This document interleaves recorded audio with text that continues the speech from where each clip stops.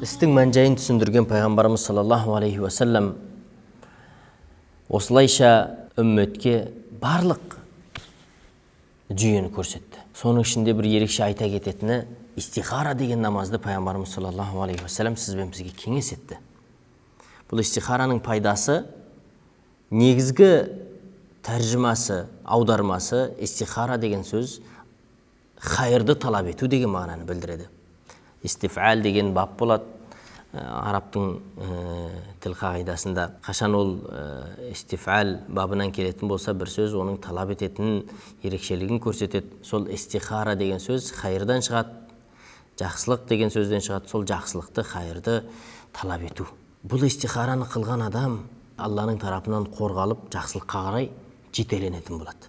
Енді қашан Алладан адам хайыр талап етсе, Алланың қорғанында болса, Алланың хайырға қарай жетегіне ілескен болса, ол адам қалай жаманшылыққа кездессін?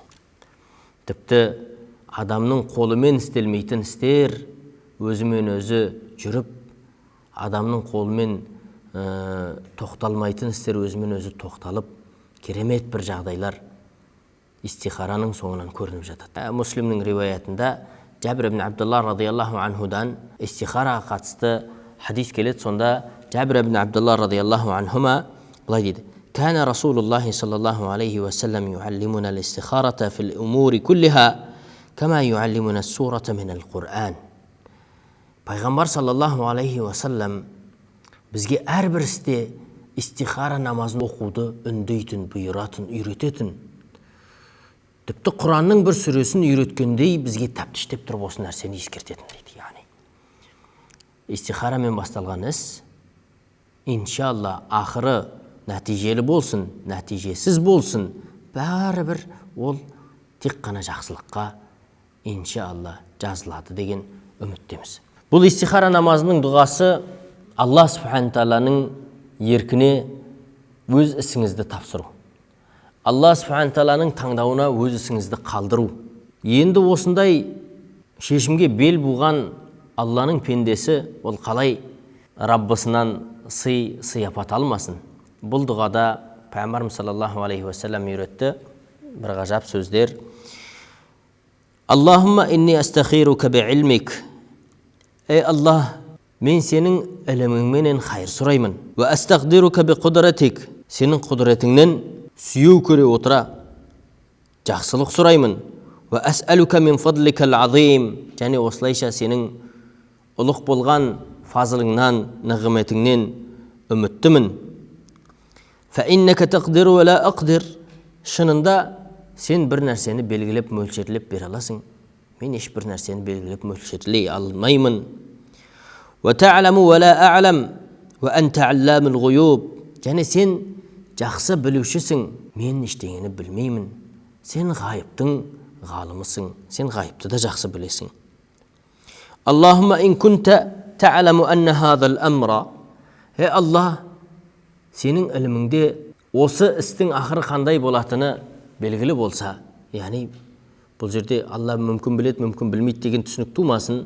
Бұл адамның Аллаға бір жалбарынуынан шыққан сөздің өзегі осылай келсе, онда тұрған ештеңе жоқ.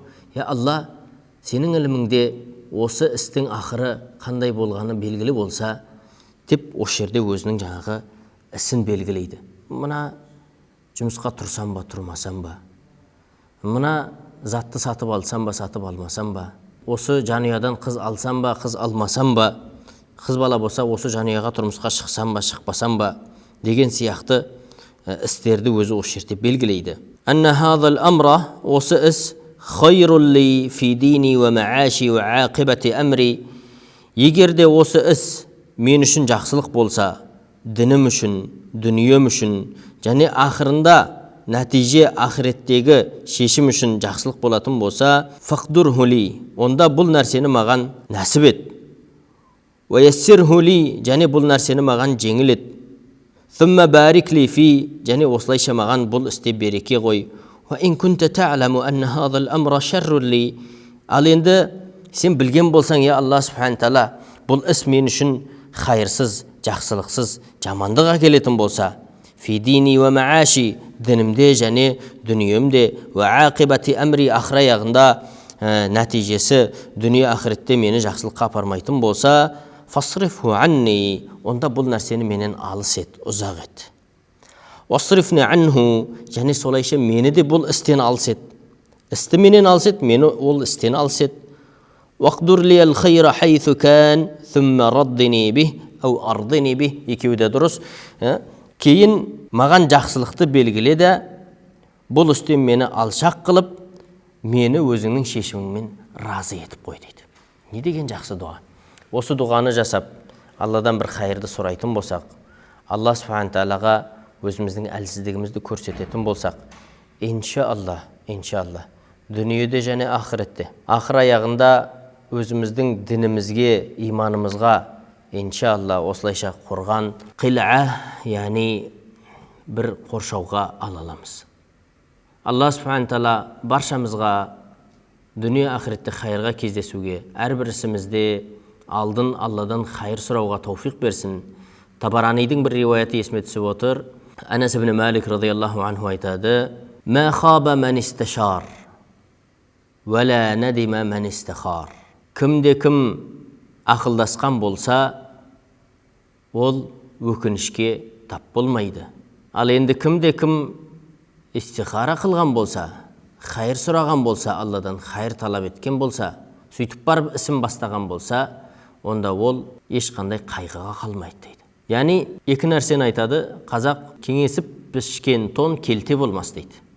Яғни басқаның райын, басқаның ойын сұрап барып, ақылдаса отырып жасалған істің ақыры аяғы берекеге кездесетінін айтады.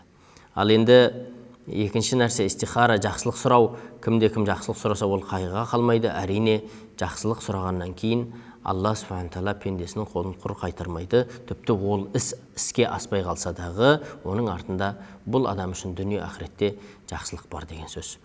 Бұл истихара намазынан кейін ойламасын адам, мен бір түс көруім керек екен, маған бір белгі келу керек екен.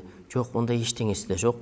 Істің өзі қай бағытта қалайша алға басса, сол ол үшін хайыр, сол үшін жақсылық болады. Сондықтан әлгі шыр айналған шым-шытырық сөздер, бұл истихара намазының бірінші рәкағатында мынандай сүре оқу керек, екінші рәкағатында мынандай сүре оқу керек, одан кейін ешкіммен сөйлеспей ұйқыға жату керек, одан кейін түс көру керек деген нәрселердің барлығы бос сөз.